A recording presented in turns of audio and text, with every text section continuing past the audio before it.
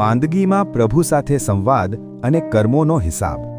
આ મણકામાં ધનાએ લાંબી માંદગી અને શારીરિક લાચારી વચ્ચે પરમાત્મા સાથેનો હૃદયસ્પર્શી સંવાદ રજૂ કર્યો છે।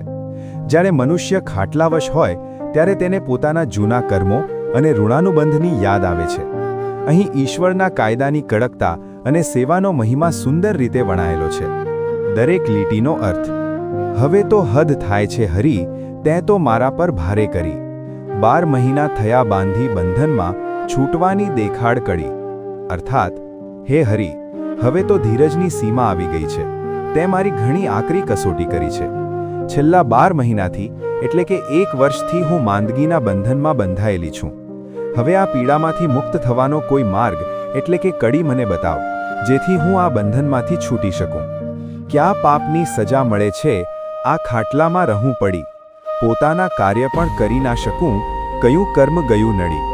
અર્થાત, મને સમજાતું નથી કે મારા કયા પાપની આ સજા છે કે મારે આ રીતે ખાટલામાં પડી રહેવું પડે છે। હું મારા નિત્ય કર્મો અને પોતાનું કામ પણ જાતે કરી શકતી નથી। ભૂતકાળનું એવું કયું અજાણ્યું કર્મ છે જે આજે મને આટલું બધું નડી રહ્યું છે? સેવા કરવા જેની મોકલી જગમાં, એના જ ગળે કડી, મૌન બની રહે સેવામાં તલ્લીન, ન આરામ કરે જરી। અર્થાત, તે મને જેની સેવા કરવા માટે આ જગતમાં મોકલી હતી, આજે પરિસ્થિતિ એવી થઈ છે કે મારે જ એમના ભરોસે રહેવું પડે છે, એટલે કે ગળે પડવું। તે વ્યક્તિ મૌન રહીને જરા પણ આરામ કર્યા વગર મારી સેવામાં તલ્લીન રહે છે। આ દ્રશ્ય જોઈને ભક્તનું હૃદય ભરાઈ આવે છે। લેતી દેતીનું જ્ઞાન ન મને, ચૂકવે ઋણ કે વધારે ઉધારી, કાયદો તારે કડક કાનૂડા, કોઈ પણ ઉપાયે જાય નડી। અર્થાત, મને સંસારના લેતી દેતીના હિસાબનું ખાસ જ્ઞાન નથી। ખબર નથી કે આ માંદગી દ્વારા મારું જૂનું ઋણ ચૂકવાઈ રહ્યું છે કે પછી નવી ઉધારી વધી રહી છે। હે કાનુડા, તારો કર્મોનો કાયદો અતિશય કડક છે, ગમે તેવા ઉપાયો કરવા છતાં તે નડ્યા વગર રહેતો નથી। લેતી દેતીમાં મારજે લીટા ધના, હું તો મારા રસ્તે પડી, સડશે નહીં કંચન કદી, મણકામાં એને લે મળી।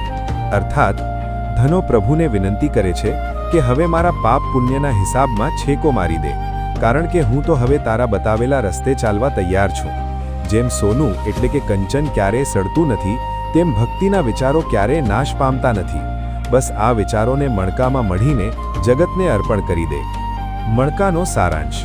આ મણકાનો મુખ્ય બોધ કર્મોની અનિવાર્યતા અને સમર્પણ છે।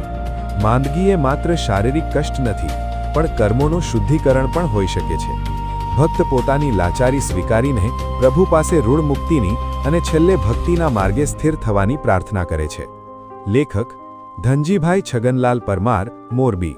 સંપર્ક કરો +91 9825 82 634। તમારા વિચારો નીચે કોમેન્ટમાં શેર કરો। કયા મણકાએ તમને સૌથી વધુ પ્રભાવિત કર્યા?